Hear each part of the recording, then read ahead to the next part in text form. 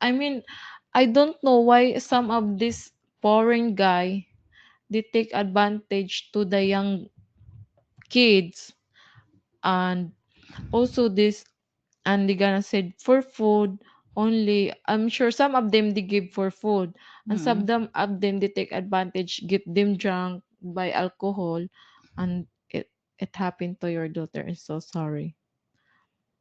They are really crazy. This Mm. he's from California. I'm very thankful for the social worker because the case is It's ongoing and ongoing not back. I want to the suspect to uh be stay forever in the paid jail and paid paid all for what happened. for that 7 kids or 6 kids that he been abusing. So to those guys that like young girls, make sure you guys check their IDs and no and